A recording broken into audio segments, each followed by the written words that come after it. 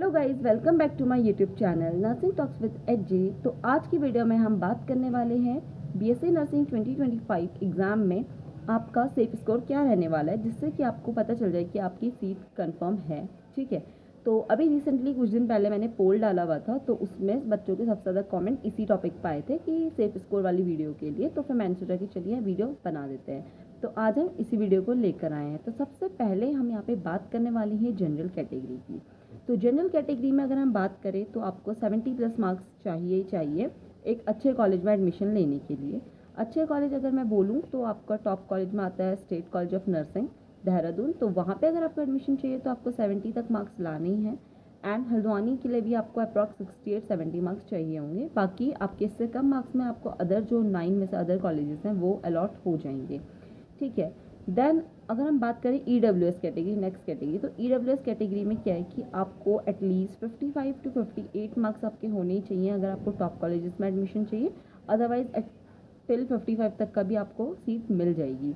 ठीक है, इसके बाद अगर हम बात करते हैं अगली कैटेगरी, तो वो आती है आपकी OBC कैटेगरी। तो OBC वालों के लिए 55 तक अप्रॉक्स चाहिए, 50 से 55 के बीच में मार्क्स होंगे तो भी उनको सीट मिल जाएगी। And SC and ST category and last category जिसकी हम बात करेंगे, तो इनको 50 मार्क्स तो मिनिमम चाहिए ही चाहिए, और इनको 50 में भी बहुत अच्छे से अच्छे कॉलेज में सीट मिल जाती है। तो अगर मैं आपको बता दूं कि जिस टाइम पे हमने BSc नर्सिंग का एग्ज़ाम दिया था, उस टाइम पे क्या हुआ था कि जो 50 से कम मार्क्स वाले हैं वो लोग काउंसलिंग में अपीयर नहीं हो पा रहे थे। उन स्टूडेंट्स के काउंसलिंग के ऑप्शन खुल नहीं रहे थे, तो उन लोगों ने काउंसलिंग में पार्ट नहीं लिया। तो 50 से अबव मार्क्स जिनके थे वही काउंसलिंग में अपीयर हो पा रहे थे।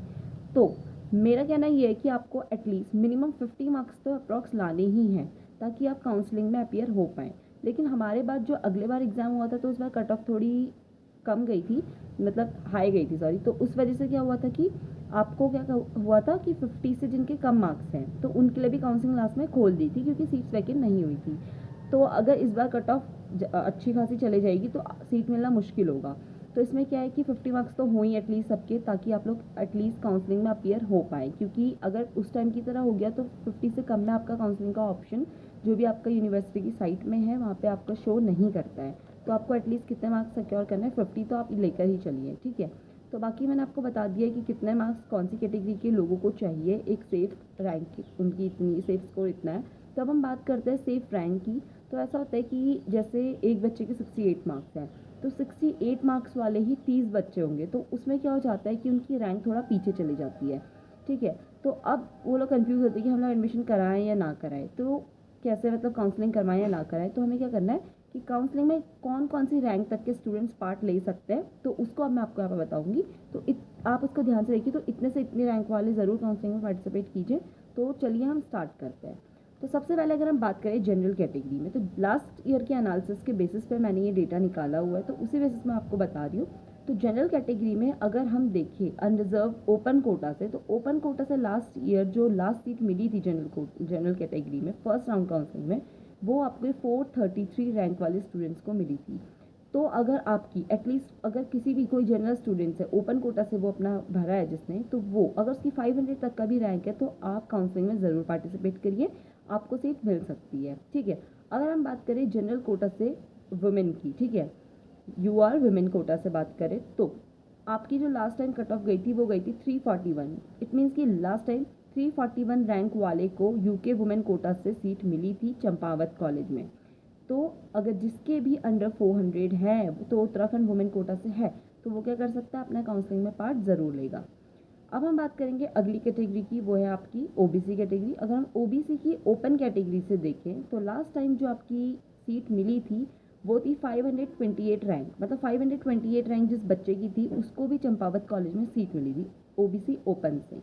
जब हम बात करें OBC वुमेन, ठीक है, OBC की जो वुमेन गर्ल्स हैं वो लोग अपना ही कोटा यूज़ करती हैं, तो उसमें 495 रैंक पे भी क्या हुआ है, कॉलेज अलॉट हुआ है। इट मीन्स जिसके भी 500 या 550 के अप्रॉक्स रैंक है और वो OBC कैटेगरी से बिलोंग करता है, तो उसको भी पार्टिसिपेट करना है काउंसलिंग में। ठीक है, देन हम अगली कैटेगरी की जिसकी बात करते हैं वो आता है आपका EWS कैटेगरी। EWS ओपन से अगर हम बात करें तो लास्ट टाइम EWS में 806 रैंक वाले को भी सीट मिली थी। तो आप देख सकते हैं EWS का कितना ज़्यादा फ़ायदा है। तो अगर आप जनरल कैटेगरी से हैं, आपका EWS बन सकता है, और अभी नहीं बना है तो आप अभी एग्ज़ाम के फॉर्म नहीं आया, अभी अप्लाई कर सकते हैं। 806 तक के रैंक मिले, देख रहे हैं आप, SC ST से भी ज़्यादा इसमें बहुत ज़्यादा कोटा मिला हुआ है। तो लास्ट टाइम थोड़ा ग्लिच हो गया था टेक्निकल इश्यूज़ की वजह से, चंपावत कॉलेज पर शो नहीं होता तो लास्ट में होता, तो इस वजह से वहाँ पे सीट बची हुई थी EWS कोटा में, तो 806 रैंक वाले को भी वहाँ पे सीट मिल गई थी। तो मैं आपसे ये बोलना चाहूँगी जिसकी 800 तक का रैंक है, 900 भी है, तो वो ज़रूर पार्टिसिपेट करें अगर EWS उनके पास है तो, ठीक है। देन हम अगली बात करेंगे EWS से अगर विमेन कोटा लगा के कोई करता है पार्टिसिपेट, तो उसमें लास्ट टाइम 725 रैंक में भी चमोली गोपेश्वर जो चमोली गोपेश्वर में जो गवर्नमेंट नर्सिंग कॉलेज है वो अलॉट हुआ है। तो आप लोग अंडर 800 वाले जो भी हैं वो EWS कोटे से अपना अप्लाई कर सकते हैं फॉर काउंसलिंग। देन हम एक और जो लास्ट कैटेगरी या फिर लास्ट मोस्ट बोल सकते हैं इससे पहले, तो है SC कैटेगरी। तो SC कैटेगरी में अगर ओपन से देखा जाए तो ओपन में क्या है कि 1468 कैटेगरी वाले को भी सीट मिली है, ठीक है, ये आपका ओपन कोटा से मिली है। एंड वुमेन से देखें तो 1141 रैंक वाले को भी सीट मिली है। तो आप देख सकते हैं कि इतने रैंक वालों को भी सीट मिली है। तो अगर आपकी अंडर 1500 रैंक है और आप SC कैटेगरी से बिलोंग करते हैं तो आप क्या करेंगे, ज़रूर पार्टिसिपेट करेंगे काउंसलिंग में, ठीक है। देन अगर हम बात करते हैं अगली कैटेगरी, वो है आपकी ST कैटेगरी। तो ST कैटेगरी में लास्ट टाइम 778 रैंक में ओपन कोटे से चंपावत कॉलेज स्टूडेंट को अलॉट हुआ था। तो आप भी अभी अगर आपके 800 तक का रैंक है तो आप काउंसलिंग में पार्टिसिपेट कर सकते हैं। होप कि आपको कॉलेज मिल जाए।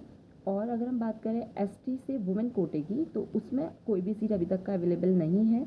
अगर आगे कोई सीट आएंगी तो आप उसका भी फ़ायदा उठा सकते हैं, आप उससे भी अपना क्या करा सकते हैं, काउंसलिंग में पार्टिसिपेट कर सकते हैं। बट अंडर 800 वाले या फिर 1000 वाले भी कर सकते हैं। बट मैं एक नॉर्मल रेशियो या नॉर्मल अप्रॉक्स डेटा बता रही हूँ प्रीवियस ईयर के बेसिस पे। तो आप इतनी रैंक वाले अपने फर्स्ट राउंड की काउंसलिंग में पार्टिसिपेट कर सकते हैं। तो ये रहा आपका फर्स्ट राउंड का कौन कौन पार्टिसिपेट लेंगे। देन इसके बाद सेकंड और थर्ड राउंड की काउंसलिंग के लिए भी मैं आपकी हेल्प करूँगी। तो अगर आपको ये वीडियोस पसंद आएंगी तो आप मेरे चैनल में जाके सब्सक्राइब कर सकते हैं और चैनल में कमेंट वगैरह कर सकते हैं, अपने फ्रेंड्स को शेयर कर सकते हैं, ठीक है। सबसे इम्पॉर्टेंट चीज़ ये कि हम लोग काउंसलिंग तो करवाते हैं लेकिन हमें पता नहीं रहता काउंसलिंग कैसे करवानी। तो इस वजह से क्या होता है, हमारे हाथ से सीट निकल जाती है। जिनकी रैंक बहुत ज़्यादा होती है तो उन लोग को कभी कभार ऐसा होता है कि लगता है हमें नहीं मिलेगा, तो वो अपनी काउंसलिंग छोड़ देते हैं। लेकिन ऐसा नहीं है कि आप छोड़ें, आपको करवानी है काउंसलिंग तो आप मेरी वीडियोस को देख सकते हैं। मैंने आपको यहाँ पे एक रैंक का क्राइटेरिया बता दिया है, इतनी रैंक वाले तो ज़रूर करवाएं, आपको सीट मिल सकती है। अगर फर्स्ट में नहीं मिले तो आप आगे छोड़ सकते हो, लेकिन ऐसे डायरेक्टली काउंसलिंग को नहीं छोड़ना है, ठीक है। तो फिर इस तरीके से आप अपने उत्तराखंड BSc नर्सिंग के एग्ज़ाम की प्रिपरेशन भी कर सकते हो। और आपकी जितने भी रैंक है आपको सेट करके चलना है कि अप्रॉक्स मुझे इतने मार्क्स तो लेकर आना है। अभी एग्ज़ाम हुआ नहीं है तो आप अच्छे से अपनी प्रिपरेशन कर सकते हो और ज़्यादा से ज़्यादा स्कोर लाने की कोशिश कर सकते हैं ताकि आपको एक अच्छा कॉलेज मिले। बाकी आपको वीडियो अगर पसंद आई तो like share and subscribe to my channel for more videos. Thanks for watching and तब तक के लिए बाय बाय।